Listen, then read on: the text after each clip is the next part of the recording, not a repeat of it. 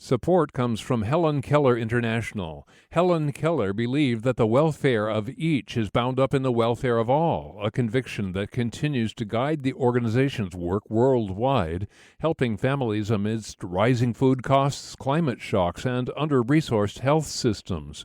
More at helenkellerintl.org/KUOW. Each story you hear on Planet Money starts with a question. What happens if we refund tariffs? Why are groceries so expensive? At NPR, we stand for your right to be curious because the forces shaping our world can be hard to see. Follow NPR's Planet Money wherever you get your podcasts and start seeing how the economy really works. Recent data show a record number of Americans are now sharing a home with people they're not related to. Most of these roommates are renting. That's because living alone has gotten really expensive, and there are other downsides too. $2,300 a month in downtown Seattle for a one-bedroom apartment. Houses for rent even harder to come by. Studies show that loneliness has a widespread impact with people of all ages feeling disconnected from relationships. Everyone's lonely and everything costs too much. But what if we made it easier for friends to own a place together instead? Could it be the game changer that allows them to live the American dream? From KUOW in Seattle, this is Booming. I'm Joshua McNichols. And I'm Monica Nicholsberg. More and more people are thinking about buying or building homes together with friends. These projects can be complicated to organize and expensive to pay for. But what if they were simple or cheap? Today, we explore two very different ways some creative Seattleites are making cohousing achievable. That's coming up next.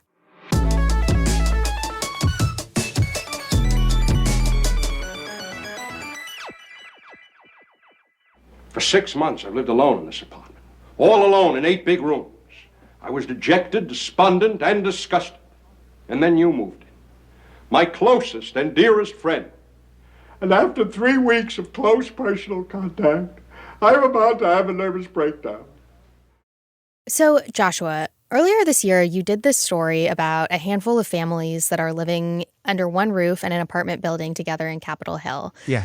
It introduced us to this concept of cohousing, and it got a ton of interest from listeners. This was a very popular episode. I think a lot of us are really interested in this idea of creating an intentional community with people that you care about and sharing the costs. I mean, housing prices are coming down a little bit, but they're still out of reach for most people. And I know you've continued reporting on this as new versions of cohousing started to pop up. So what have you learned? Yeah, and on that topic, I moderated this panel in Seattle recently for the National Co-Housing Alliance, and I met 2 interesting people there. Their stories are different in ways that I think might intrigue you. I don't know, we'll see. One found a way to make co-housing affordable, and the other one found a way to make it simpler, or at least simpler for banks to understand. Okay, I am intrigued. Which one do you want to hear about first? Let's start with the person who chose the more affordable route. Okay. Her name is Seattleites Brown. And it's spelled Senait. Last name is Brown. Habesha name. We talked outside a collectively run school in Seattle's Madrona neighborhood, where her son Malcolm goes in the afternoons.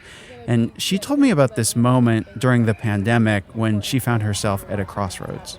So for me, I'm 40 years old. And I think most people would have the expectation that I would go get a mortgage and, carve out a piece of something that I would keep chasing the living wage and somehow, scramble to the next step.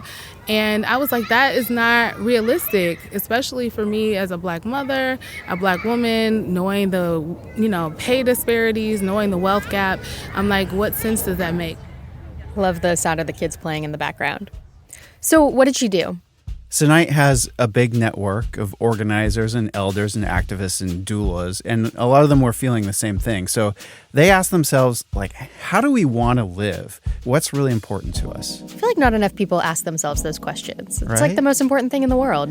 And they kept going back to these principles associated with the holiday Kwanzaa. One of those principles is unity, it's sticking together as a family and a community. Another is giving back to that community.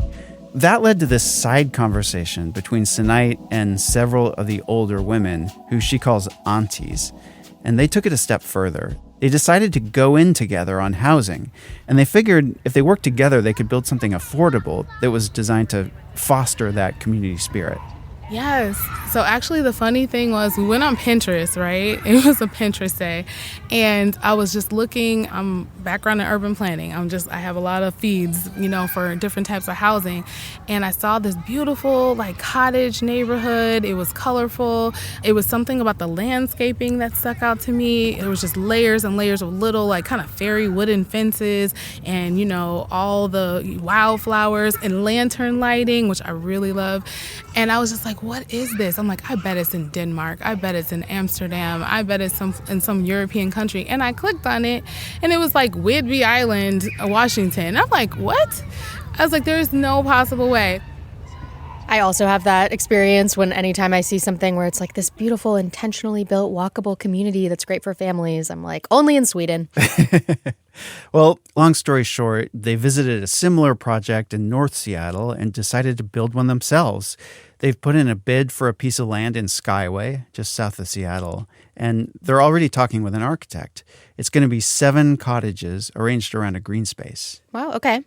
On one side of the complex, there's going to be a community room for things like barbecues, workshops for community organizers, and classes where kids like Malcolm can learn these Kwanzaa values. And an artist in residence will have a loft bedroom in the community space too. I'm envisioning kids playing in their shared little park and all the helpful aunties in those cottages looking out, helping to raise the kids. I mean, it's kind of the dream. Yeah. So how much is it going to cost to make this all possible? Well, right now they're estimating $7 million for land and construction costs. But they worked out the financing so that each household will pay only about $500 a month to own and live in one of the cottages. $500 a month in this economy? Yeah. Wow. Yeah, and they had to be creative. Everyone in the group has committed to invest 60% of their net worth. So if you have more, you give more. If you have less, you give less. That's the spirit of the group. And, land in Skyway is way cheaper than land in Finney Ridge in Seattle. Okay, so a big upfront investment from each person who wants to be part of this community. Yeah. They've already started saving up. Members are paying monthly dues, and a couple of the elders who had homes have sold them to cover their share. And the group got a couple of grants from Seattle's Equitable Development Initiative, which helps pay for things like, development consultants. So Seattleites' example shows us how this one group is building housing together with not a ton of resources. How about your other example, the one who took a different path? What's their model? Well, he's a developer, and his name is Chad Dale, and he gave me a tour of his co-housing project on Finney Ridge. I want to show you that we have a little thing called the living room, and then we have a spare bedroom, like a mother room. It opened in 2023. It's a 5-story apartment called Shared Roof. Oh, yeah, I know that project. There's a restaurant and a brewery, a wine bar in the lobby. A little embarrassed to admit that my husband and I went to all 3 in the same night, but it was his birthday. And it has this bakery that I go to all the time. Yeah, those businesses are on the ground floor, and above those businesses, it's got 35 apartments on 4 upper floors. He started my tour of the complex in this little alley that runs through the center of the building. The shops and the restaurants look out onto it. Linus from the Sea Creatures Restaurant Group, Dobay Wine Company, Ben's Bread, and Holy Mountain make up this particular zone here. It's kind of like a high-end food court around an outdoor courtyard. Pretty amazing place to live that way. And then gym. So gym is an amenity for the tenants that live here. And then it's also a place that we have personal trainers that train out of. Sounds nice. Yeah, and they've got all kinds of shared co-working spaces too, and a mother-in-law apartment where your relatives can stay when they visit. The building also has a little turf play field for kids, with soccer goals on it and stuff. And there's a trampoline on the roof. Excuse me? Yeah, I know what you're thinking, but there's a big net around it, so it's fine. Okay. Dale says his family wanted to build a co-housing project so they could have more time together with friends by living with them. And the plan worked. I mean, their kids, after they come home from school, they just throw their backpacks on the floor and take off to play with other kids in the building. And there's lots of multi-generational relationships forming too. Where Shirley, who lives on the 3rd floor, put out Easter eggs for all the kids and, WhatsApped us. And all the kids go down there and she's individually put their names on them. The irony is that the thing Chad and his wife are missing now is time alone with their kids because they're so integrated into the building's community. So it's also kind of like a village that's raising them now. In a way, yeah. So how much did this project cost and how'd they pay for it? Okay, so Chad did this project with 11 of his friends. It cost $40 million to build, and the group got a loan for most of that. Each put down an average of $830,000, which just happens to be under the cost of an average single-family home in Seattle. So why not just buy a bunch of houses on the same block? I mean, it seems like it would be simpler and they would still get a lot of the community benefits. Because pooling their money bought them way more amenities than they could get alone. You should see the rooftop. It's got like 5 outdoor dining areas and a greenhouse. This is something Chad and Seattleites have in common. No matter what your budget is, whether you're barely scraping by or have a big bank account, going in on housing with others can give you more space and more perks than you could afford alone. Okay, that makes sense. But can we just back up for a second? You said that this Finney Ridge building has 35 apartments, but only a dozen or so owners. So who's living in the other apartments? Renters. And the owners are their landlords as well as their neighbors. The rent from the other apartments helps pay the mortgage on the building. Okay, so the renters are helping to cover the cost of this co-housing building. Yeah. This project seems like a huge undertaking. Did they encounter any obstacles trying to get it off the ground? Yeah, getting the loan was the hard part. They went to banks calling themselves a co-housing group, and Chad told them about the dream, families raising kids together under one roof. He figured the banks would love it. That is surprising to me. I don't think of banks as having a terrible amount of heart. Well, and they didn't. They didn't love the dream as much as he did. They turned him down 40 times. Yikes.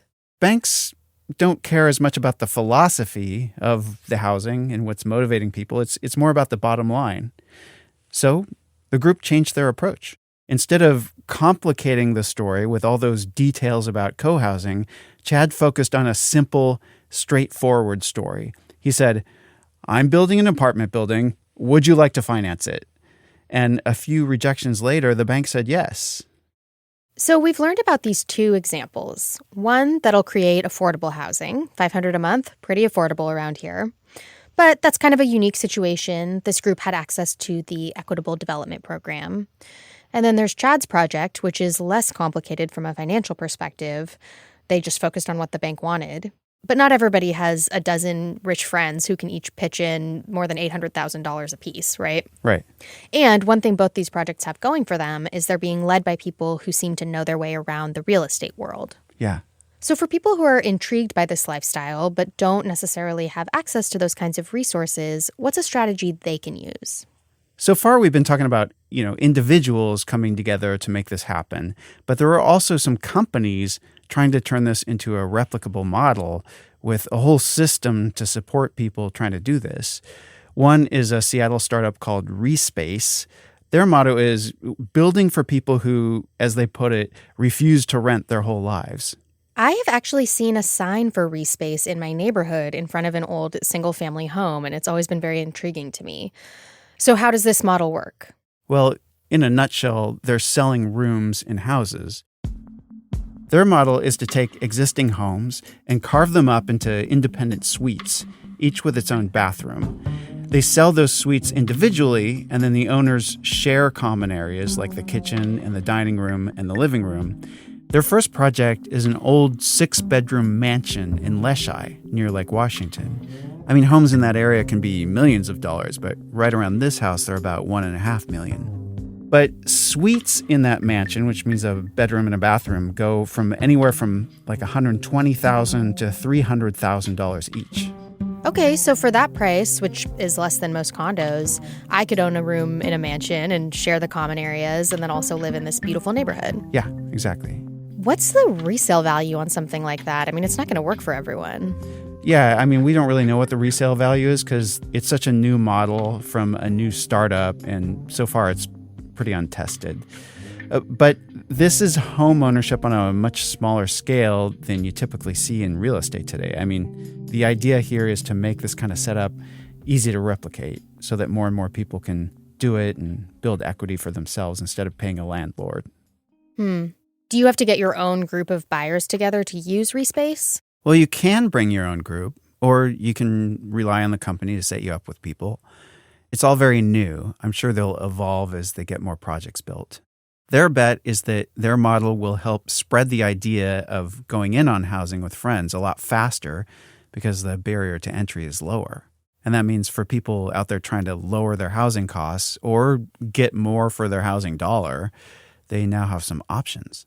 Really interesting.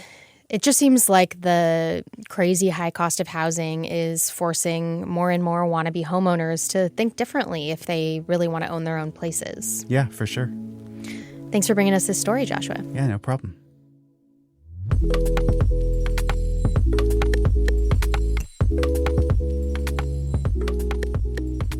That's it for Booming, and thanks so much for listening. We are always open to tips, so if there is a story that you think we should be covering, please email us at booming@kuow.org or leave us a voicemail at 206-221-7158. And thanks to those of you who are donating to the show. We couldn't do it without you. So if you want to donate, go to kuow.org/booming. Our producers are Lucy Suchek and Alec Cowan. Our editor is Carol Smith. I'm Monica Nicholsberg. I'm Joshua McNichols, and we'll see you next time.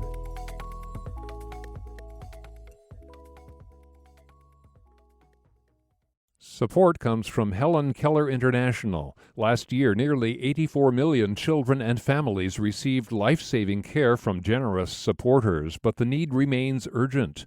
Learn more about ways to help continue to build a healthier world for all at helenkellerintl.org/KUOW. A bill. Yes, I'm only a bill. We all remember this song. It made it all seem so simple, and turns out it's not. Who writes, influences, and kills bills? It gets messy. I'm Scott Greenstone. And I'm Libby Denkman. On Sound Politics, we tell that story, the inside track on how policy gets made in this Washington and the other one, and how it impacts you. Listen now on the KUOW app or wherever you get your podcasts.